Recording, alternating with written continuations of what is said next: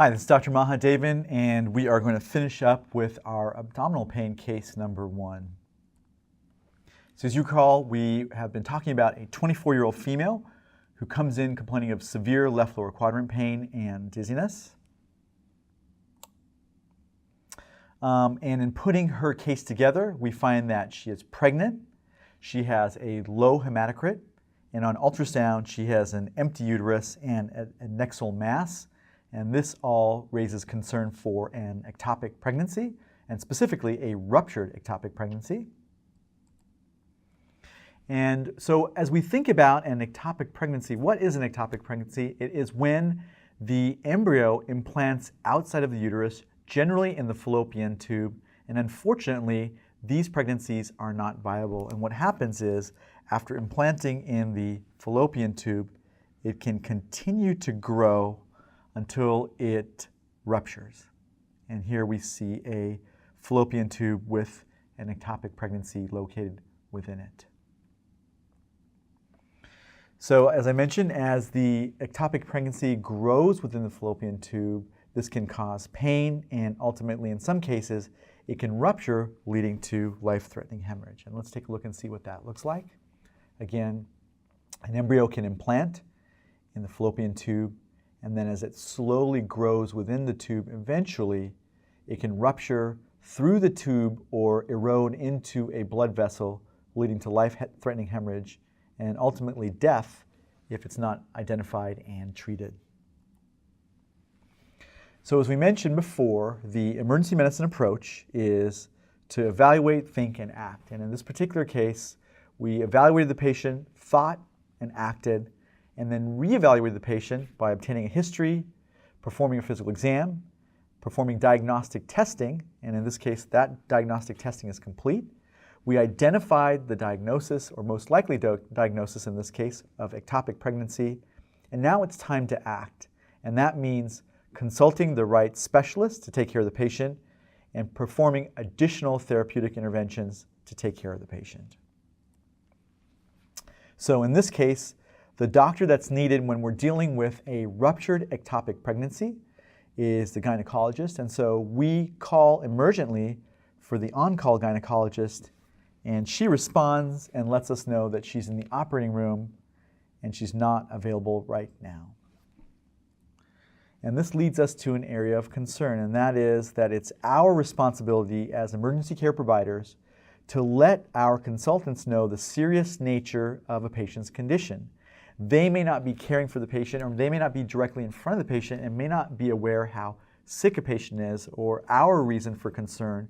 And so it's very important that we convey our concern to the consultant over the phone and let them know exactly what we're thinking and why they need to respond to the emergency department as soon as possible. It's not okay to say, don't worry about it, come when you can, when we're dealing with a patient who may have a life-threatening condition. So it's very important for us as emergency care providers to act as a patient advocate and get the right specialist to the bedside in a timely manner.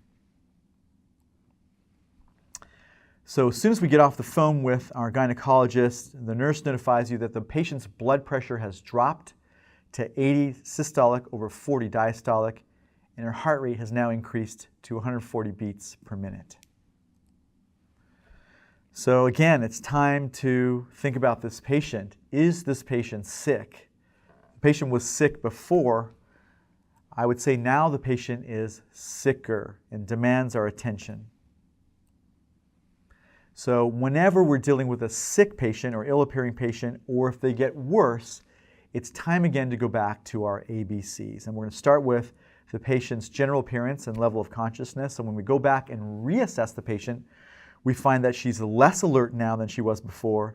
She continues to be pale appearing, and she's laying supine on a gurney. She's able to state her name without any difficulty, so we know that her airway is open.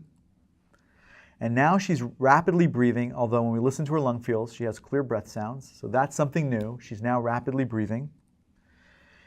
And her pulse was weak before, but now she has a very weak radial pulse, and her extremities remain very cool to the touch. So our reassessment of this patient who got sicker, whose blood pressure got lower and whose heart rate went up, suggests that she's still very sick and has some concerning findings. She's now less alert than she was before. She's now breathing rapidly, whereas she wasn't before, and her pulse has become very weak compared to being just weak before. So all 3 new findings in this patient suggesting that she's getting sicker, she's getting worse. So we need to think about this patient. What might be going on? What happened? Why did her condition get worse? Well, if we put things together again, we know she has a low hematocrit. She probably has an ectopic pregnancy based on her ultrasound findings, her positive pregnancy test, and her physical exam findings. And now she has hypotension, true hypotension, and tachycardia. So what's going on in this patient? The patient is in hemorrhagic shock. She is bleeding to death. So again, when we're dealing with a really sick patient, we want to go back to our immediate interventions and see if there's something new that we need to do in this patient. And so in this patient, we've already administered her oxygen to the patient. She's already on a cardiac monitor, and we know that her heart rate has jumped to 140. We already have established an IV and given her some IV fluids. And so what else can we do in this patient who is hypotensive and tachycardic?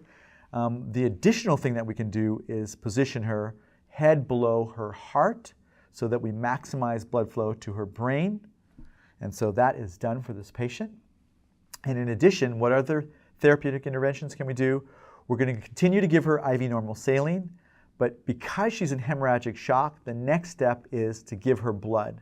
And we're going to do so in the form of transfusing her 2 units of O negative blood. Because we don't know her blood type, we're going to give her O negative blood, and because we're assuming that she's in hemorrhagic shock, we're going to transfuse her rather than wait to find out if her blood level has fallen. Because we know she probably has an ectopic pregnancy, we know she's hypotensive, we know she's tachycardic, and she needs to have her blood replaced. And after doing all of these things, we reevaluate the patient and find that her vital signs have improved.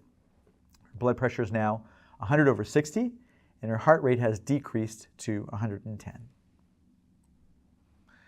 So we call the gynecologist back and let her know what's happened with the patient.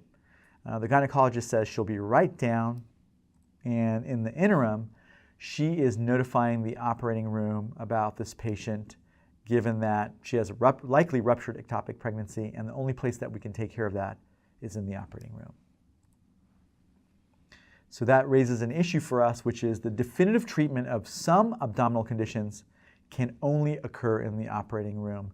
If you have a ruptured bowel, or a ruptured ectopic pregnancy, or a ruptured abdominal aortic aneurysm, the only way generally to fix these life-threatening problems is in the operating room. And keep in mind, even though this patient's only 24 years old, some young patients with abdominal pain can have life-threatening conditions. And so don't assume just because they're young that they're going to be fine. Some of these patients, again, can have life-threatening conditions. And if they're not identified and treated rapidly, some of these patients can die as well. So let's summarize this case. A 24-year-old woman who presents with sudden onset of left lower quadrant pain and dizziness. She states that the pain was very severe and centered in her left lower quadrant. She doesn't know if she's pregnant or not. And on physical exam, we find that her pain is in her left lower quadrant and that she has the peritoneal findings of guarding and rebound, as well as left adnexal tenderness. We're concerned about a number of things, including ectopic pregnancy, and order some diagnostic tests and find out that her urinalysis is normal, her white blood count is normal, however, her hematocrit is only 24, and she's pregnant. And so an ultrasound is ordered, which reveals an empty uterus and a left adnexal mass, both again raising concern for ectopic pregnancy. And as her situation progresses, she becomes worse. She develops hypotension, tachycardia, and hemorrhagic shock, and needs to go emergently to the operating room to take care of her ectopic pregnancy. And so in this particular case, rapidly identifying the patient's condition, instituting therapy right away, and ultimately determining that she has an ectopic pregnancy saved her life. And as we review the emergency medicine approach, again, we're going to evaluate the patient, think, and act. And sometimes we do it in that sequence, but sometimes we have to act before we have a chance to evaluate or think.